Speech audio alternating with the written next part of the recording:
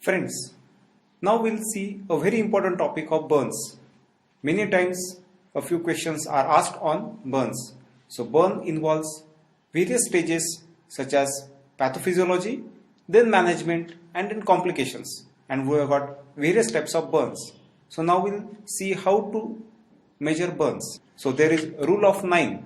So it is used to measure the total body surface area burn in adults. By adding together the affected areas, the percentage of total body surface area that is burned can be calculated. So roughly this is divided into 9. So 9 for right upper limb, then 9 for left upper limb, then 9 for head and neck, then we have got 18 for front and abdomen, then 18 for back, then we have got 18 each for each lower limbs, and perineum and genitalia make 1%. So overall it is 100%. So this differs in some way in infants. So we'll see now how it differs in infants. So generally it takes 6 hours for skin maintained at 44 degrees to suffer irreversible changes. But a surface temperature of 70 degrees for 1 second is all that is needed to produce epidermal destruction. So a very short time span is required to cause skin burns.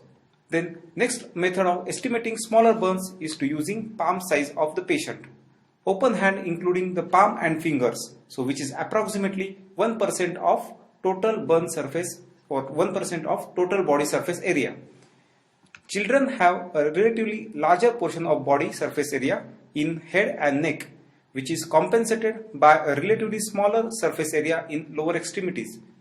So according to age, they have got various percentage of burns which is contributed by head, surface areas contributed by head and neck. So you should go through this very carefully, because many times questions have been asked, infant of this years of age has got burns over head and neck, what will be the percentage? So infants have 21% of total body surface area in head and neck and 13% in each leg. See how it differs. In adults it was 9%, but in children or infants it is 21%. Or in leg adults it was 18% in each lower extremity, but in children it is 13%. So it differs accordingly. So according to percentage of heads, here is the chart. So at birth it is 19% of the head. Then at 1 year it goes to 17%. At 5 years it is 13%, and in adults it is 7%. You have to add 2% to each of them to make it head and neck. So 2% is for neck. So you should go through this chart very carefully, because you may be asked questions according to age. Next we'll go assessment of the depth of burns. So the thermal injury, the depth of the burn depends on the temperature of burning agent, the mode of transmission of the heat, and duration of contact. Burn causes coagulative necrosis of epidermis and underlying tissues. It is divided into 3 zones, that is zone of coagulation, zone of stasis, and zone of hyperemia. So please go through these zones very carefully, because there are distinct changes occurring in each zone. So you may be asked MCQ questions based on description of each zones, and you are asked to identify which of these zones is. So now we'll see zone of coagulation. The volume injured most severely in the center of the wound is the zone of coagulation. This is the area of necrosis where the cells have been disrupted. So it is center of the attack of the burn agent. Next we have zone of stasis. So next to the zone of coagulation we have got zone of stasis. Outside the zone of coagulation is the zone of stasis. The zone of stasis is ischemic but potentially salvageable. Depending on the wound environment, it can either survive or progress to coagulative necrosis.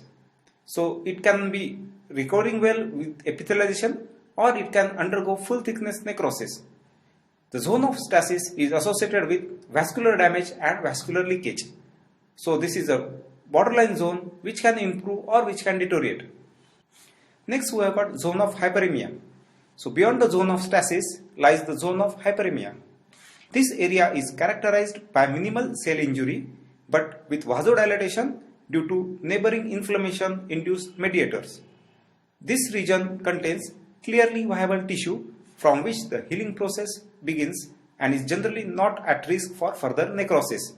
So you may be asked questions on various parts of this talk, because you may be asked which of the following zones is not at risk for further necrosis. So it is clearly zone of hyperemia.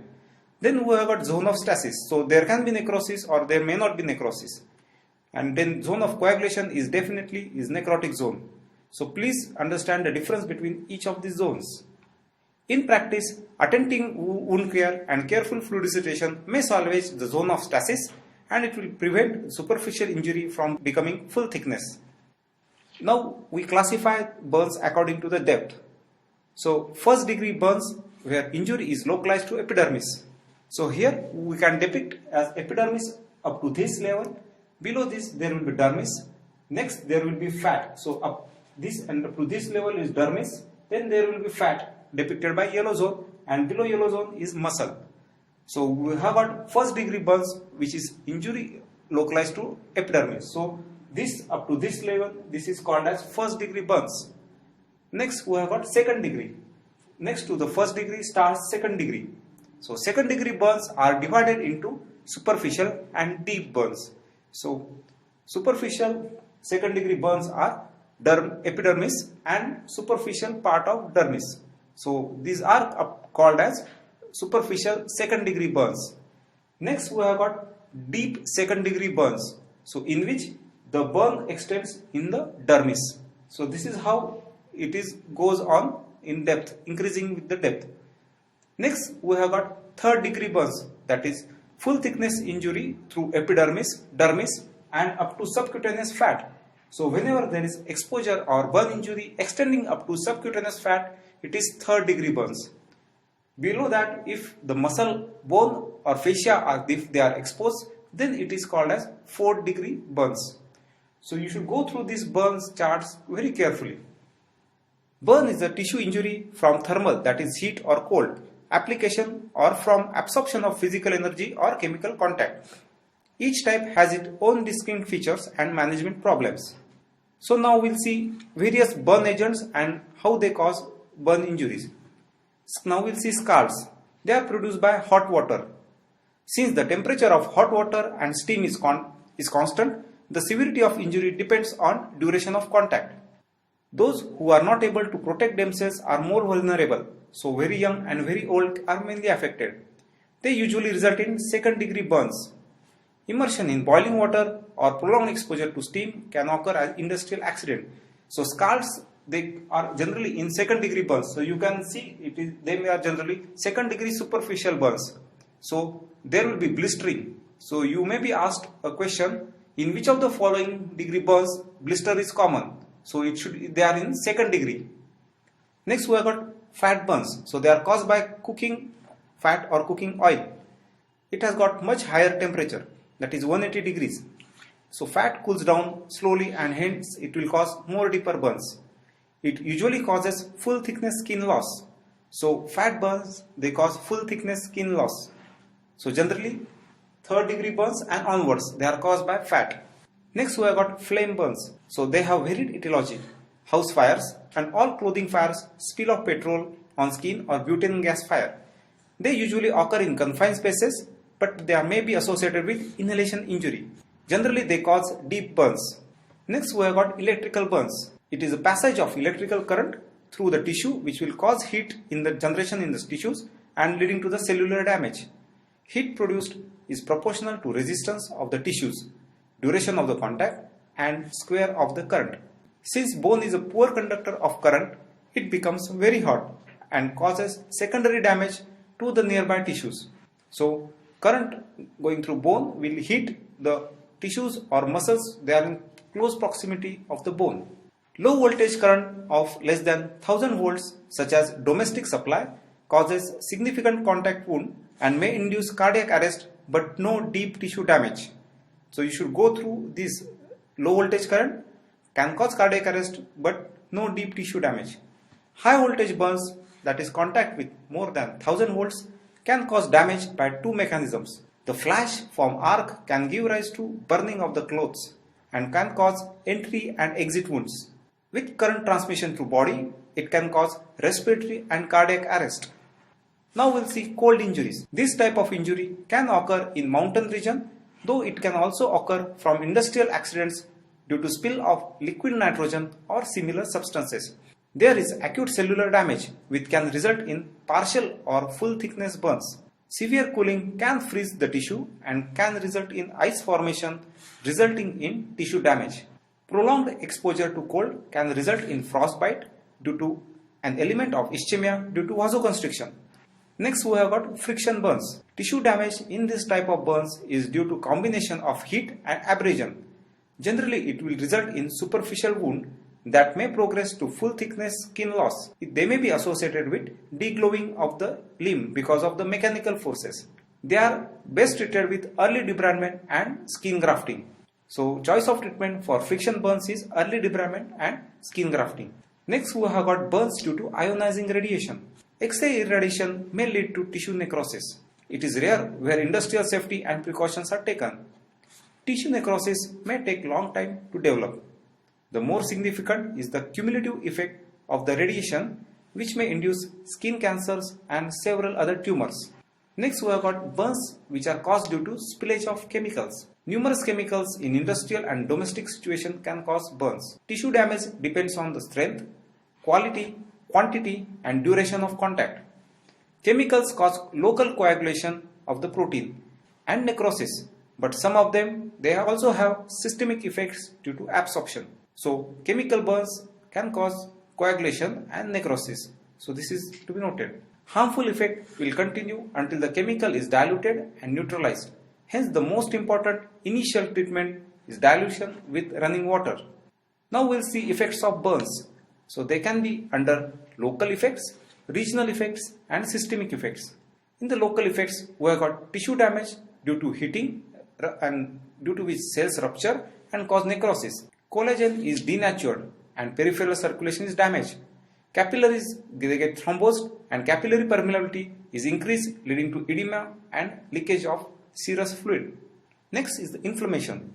There is marked and immediate inflammatory response due to neurovascular response.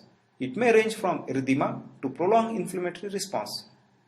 Ultimately, there is desloughing of damaged tissue which may take up to 3 weeks.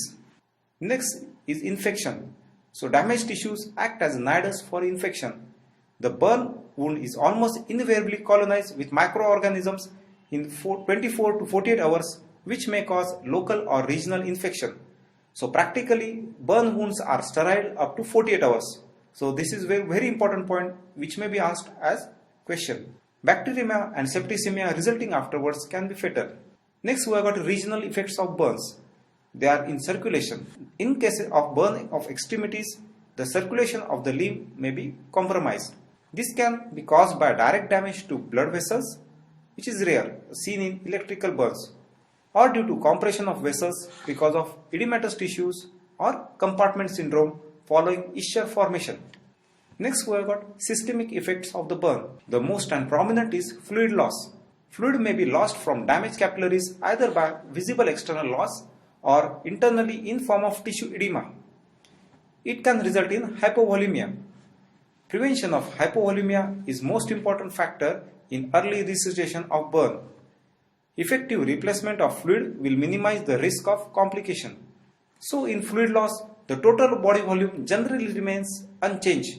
It is the leakage that is causing loss in the intravascular capillary circulation. Next we have got multiple organ failure. There may be progressive failure of renal, hepatic function along with the cardiac failure. Probably the cause may be fluid loss or toxemia from the infection or uncontrolled overcorrection of fluid or inflammatory sepsis leading to all these systemic multi-organ failure changes. Next we have got inhalation injury. This type of injury occurs in those who are trapped in closed spaces associated with head and neck burns.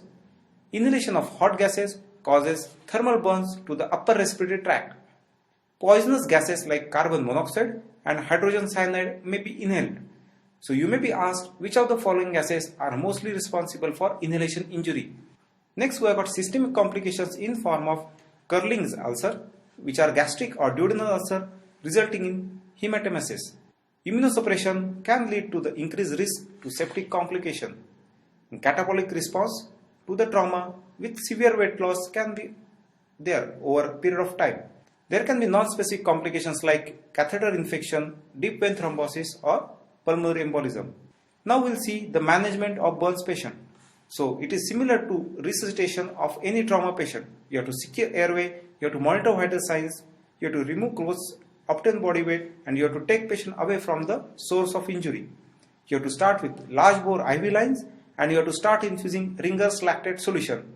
Here normal saline is not preferred because of hyperchloremia that may be associated with more of NaCl infusion.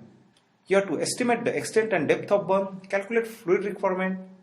You have to insert Foley's. You can insert Ryle's tube if total percentage area of burn is more than 25%.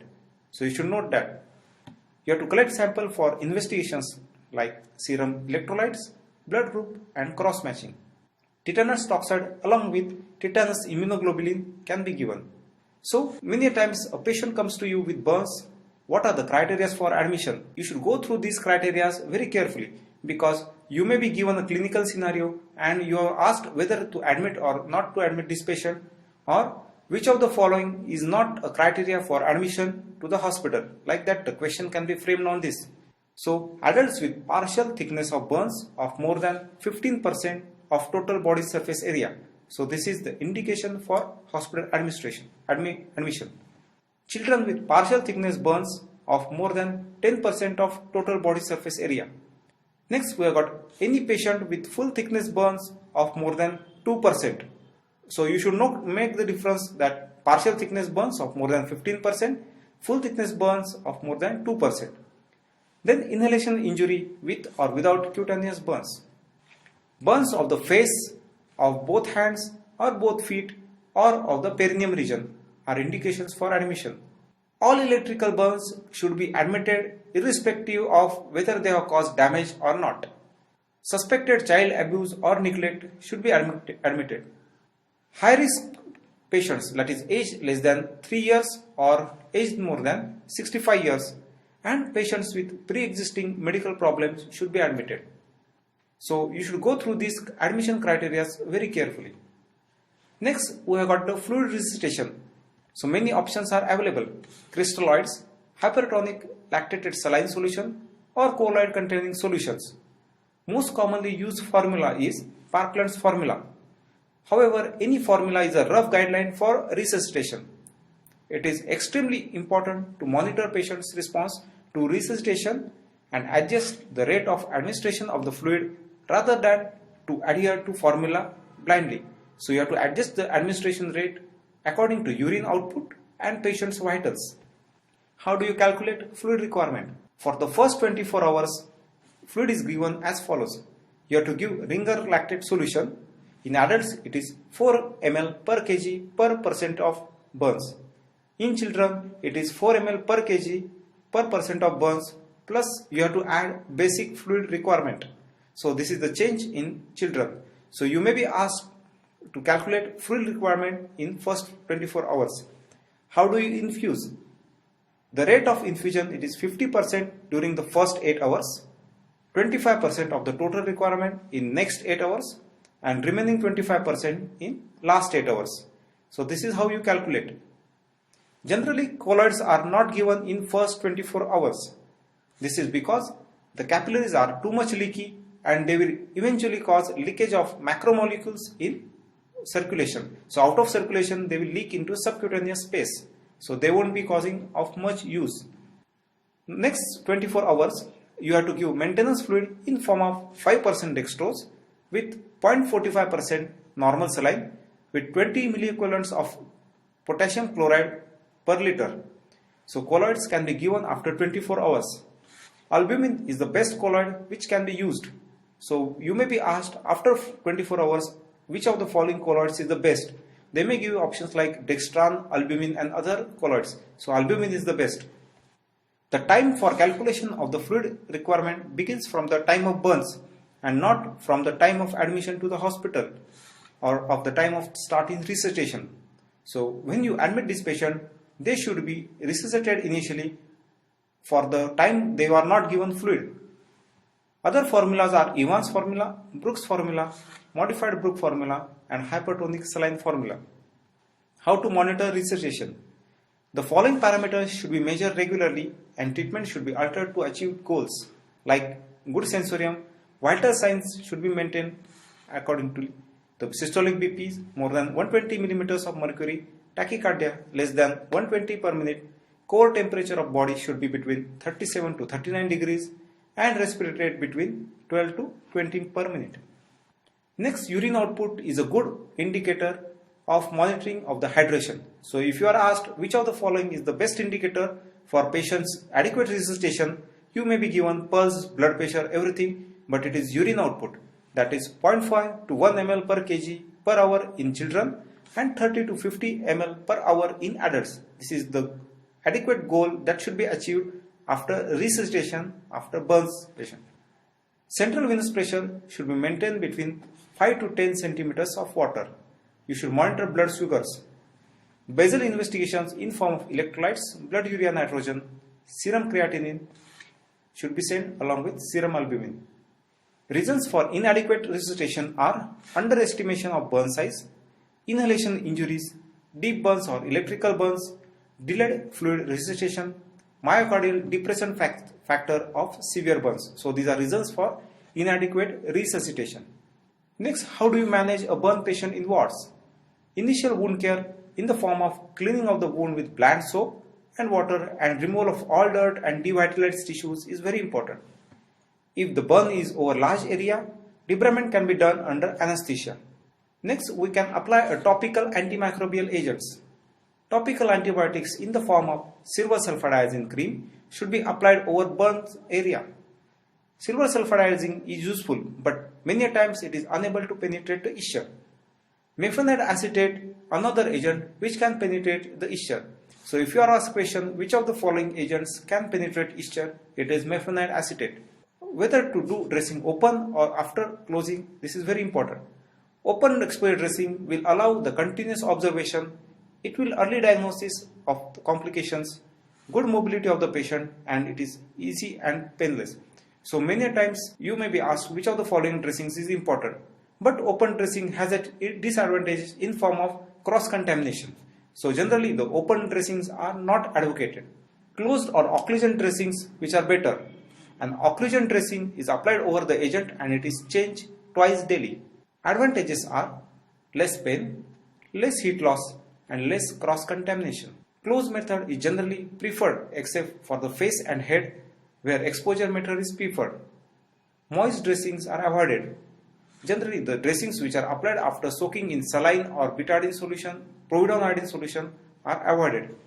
Next, you go to monitor this patient. Twice daily observation with inspection and palpation of the ischia to look for any collection, deroofing and drainage and escharatomy if necessary. So ischia should be monitored. The peripheral limb circulation should be monitored regularly. Now we'll see escharatomies. Ischia is a dead, dry and shriveled dermis that is still adherent to subcutaneous tissue because of coagulative necrosis of burns. So ischia is formed after dermis. So it is seen in second degree or deep dermal burns onwards. Escharatomy is surgical sectioning of the ischia to restore normal circulation and movement of underlying tissue. Why escharatomy? Ischia is inelastic tissue. In case of extremities, after burns, there is edema formation. Ischia is inelastic and edema below it will result in increase in the pressure of the compartment. The increased compartmental pressure may compromise blood circulation of the limb which can lead to gangrene. What are the indications for escharatomy? So you may be asked which of the following will form indication to divide ischia. Clinically, pain, paresthesia, absent peripheral pulses, cyanosis and impaired capillary return will form indication for escharatomy. Minimal to absent blood flow on Doppler with subischial pressure of more than 30 millimeters of mercury will form indication. In case of chest burns, respiratory distress in circumferential burns of chest will form indication of escharatomy. For prevention of infection, surgically you can debride dead tissue, you can excise tangentially and even you can do amputation, especially in cases of electrical burns. Medically, to prevent infection, you can give antibiotics, local or systemic. Vaccination against tetanus should be carried. For closure of the wounds, you can do split skin grafting, and temporary biological dressings can be applied like xenograft, cadaver graft or amnion. So split skin grafting can be done for second degree deep dermal burns or dermal burns. But the choice of treatment for superficial first degree burns is covering with the soak or moist solutions. For second degree superficial burns, you can cover with any of the artificial membranes like collagen. We have got skin substitutes for them. These are collagen and dermal analog. Then we have got sialastic epidermal analog or composite analog.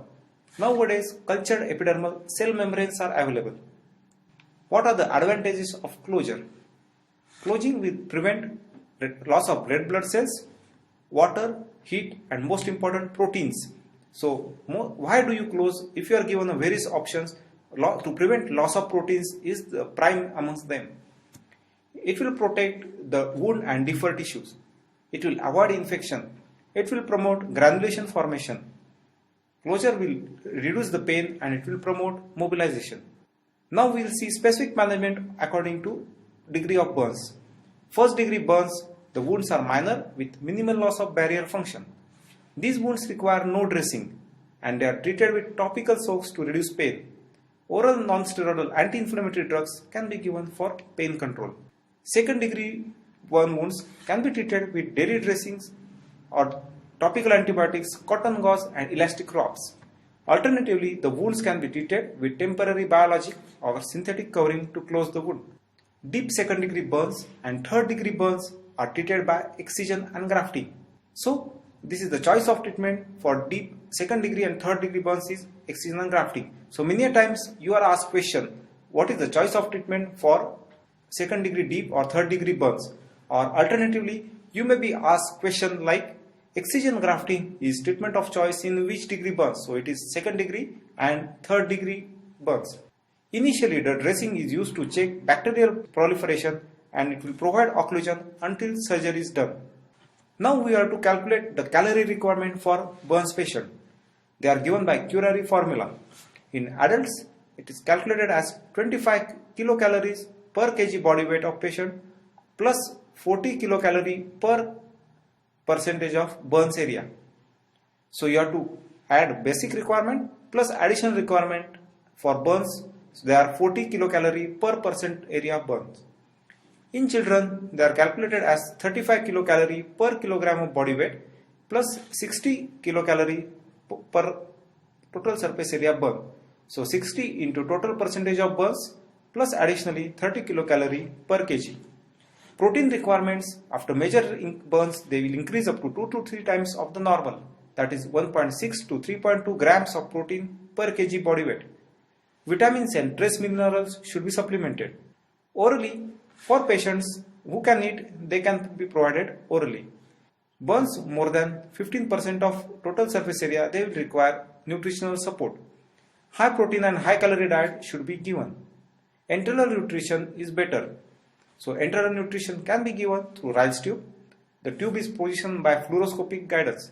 Enteral nutrition is indicated in burns more than 20% area where dietary requirement they do not meet calorie and protein requirement when patients they cannot consume because they are not willing or they are unconscious. Parenteral nutrition is indicated in cases of inadequate enteral nutrition. It can be given through peripheral veins. So 10% dextrose along with amino acid and lipid solutions can be given. It can be given through central vein when peripheral veins are not adequate. Central veins should be changed after 72 hours. Friends, now we'll see complications in burns. So we have got early complications in form of burn wound sepsis.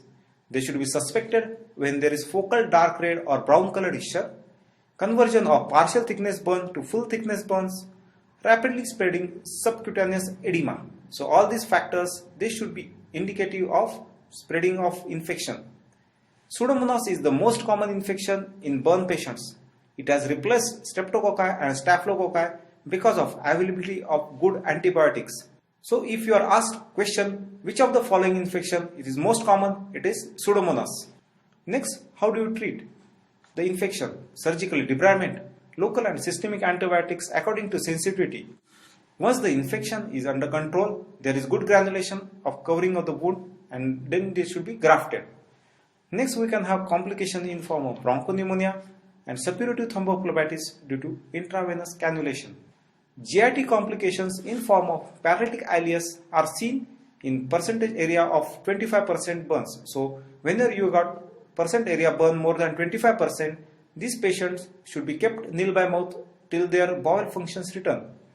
Paralytic ileus is treated with electrolyte imbalance correction and nasogastric decompression. Curling ulcers, they occur due to ischemia. They are prevented by giving pantoprazole or ranitidine along with antacids and sucralfate. Next, other complications are acalculous cholecystitis, colonic pseudo-obstruction, acute pancreatitis, ischemic endocarditis, and superior mesenteric artery syndrome. Iatrogenic pneumothorax in form of central venous line catheter insertion can be there. Pulmonary edema is seen where overfluid replacement is done.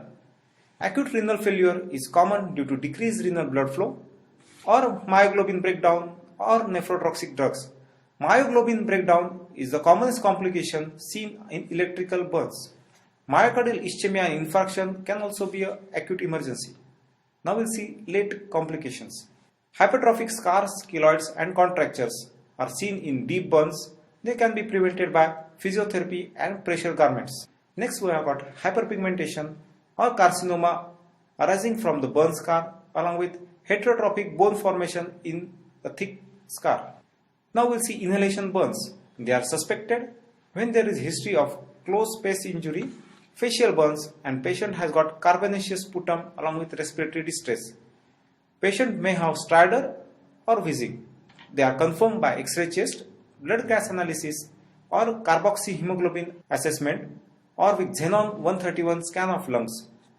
Bronchoscopy is one more method to confirm inhalation burns. Establishment of airway by intubation or even tracheostomy is the first priority. 100% oxygen is started, that is 4 liters per minute, till carboxyhemoglobin report comes to normal. Patients may require ventilatory support along with vigorous chest physiotherapy and avoidance of infection. Now we'll see electrical burns. It is burned due to contact or passage of electrical current to body. The body will offer resistance to the flow of currents. So heat will be generated inversely proportional to the cross-section area of body, hence limbs are severely affected. Body acts as a volume conductor and hence the damage is maximum at the site of contact and at the site of arcing of the current. Current can directly damage tissues. Tetanus that will causing after current passage of the body will hamper the movement of the patient from the source. Associated thermal burn and trauma can aggravate burn injury. Factors determining the severity of burns in case of electrical currents are the strength of the current, the type of current. The alternating current is more dangerous because it induces ventricular fibrillation. So if you are asked which of the following electrical abnormalities are common or which of the following cardiac arrhythmias are common in cases of electrical injury, it is ventricular fibrillation. Type of tissue and resistance offered by tissue will also cause the factor which will determine the electrical burn injury. Duration of the contact and whether the path of current, that is if goes through vital organ, that is also very important. So duration of contact and whether the path of the current that is involving or not major organ or vital organ, it is also important. The immediate complications are neurological deficit in form of acute transverse myelitis, hemiplegia, quadriplegia or peripheral nerve palsy. Visceral damage in form of liver and pancreatic necrosis, intestinal perforation can be there after electrical injury. Late complications in form of cataract formation, cholelithiasis, focal neurological deficit or hemorrhage from damaged blood vessels can be there.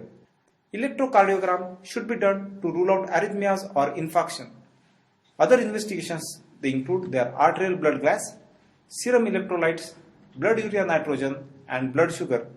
Sodium bicarbonate is given to alkalinize the urine to prevent tubular damage.